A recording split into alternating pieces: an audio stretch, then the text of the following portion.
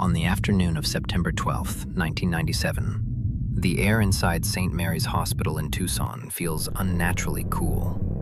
Fluorescent lights hum, rubber soles whisper on polished tile, and somewhere in that maze of hallways, 18-year-old Heather Lindsay Silver is seen, and then simply isn't.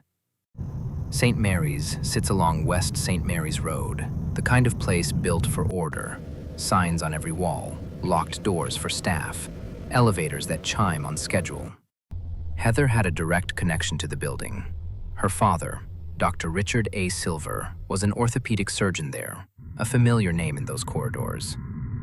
In a hospital, people come and go constantly. Patients in gowns, visitors with flowers, employees moving between shifts. It's a perfect place to blend in.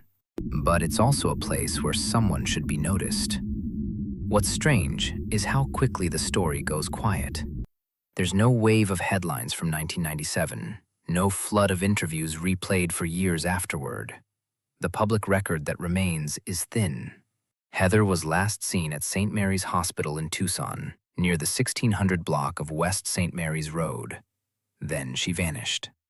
No confirmed sightings, no clear trail, and no body recovered to close the question of what happened after that last moment. Inside a hospital, disappearance doesn't look dramatic. It looks ordinary. A person turning a corner, a pause by a window, a walk toward an exit that opens with a soft push. In 1997, security cameras weren't everywhere the way they are now, and even when they existed, they didn't always cover every door, every stairwell, every side corridor. If Heather was there as a visitor, stopping by because her father worked inside, she might not have been logged in anywhere at all. Just another face in a building full of faces. And yet, even if you accept the simplest explanation, that she just walked out, what comes next is where the ground drops away. Tucson's heat can press down like weight, and the city's edges can turn into open, unforgiving space with startling speed. Heather had asthma, and people familiar with the case have long wondered about the possibilities that don't involve another person at all. A sudden medical emergency, disorientation, an accident in a remote place where no one happened to look in time. The kind of tragedy that leaves no witnesses, only absence. But St. Mary's is not a desert trail. It's a working hospital with employees, routines, and places the public doesn't wander. That's what makes the other line of thinking so unsettling.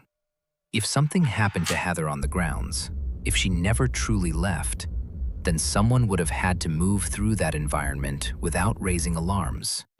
Past doors, past people, past the ordinary safeguards that make hospitals feel controlled.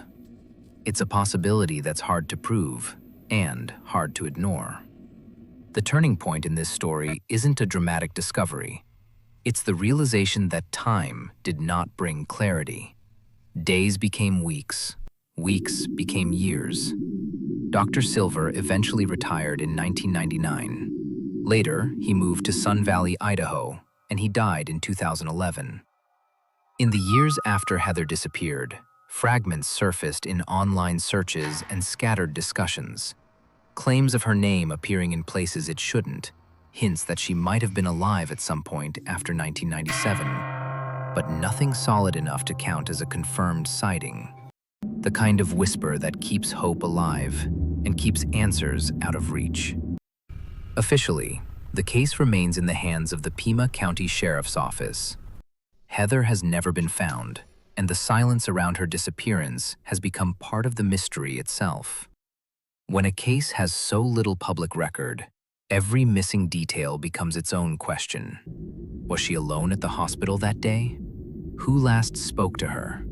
Which doors could she have used? What did hospital security actually document, if anything? In a place designed to record care and movement, her trail ends like a sentence cut off mid-word.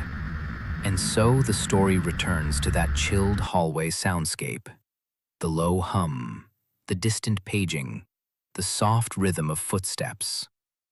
A hospital is supposed to be a place where people are accounted for, where names are written down, where someone notices when a room is empty. But on September 12, 1997, Heather Lindsay Silver slipped out of the story, leaving nothing but unanswered space behind. And if stories like this linger with you, subscribe to Dying to Know.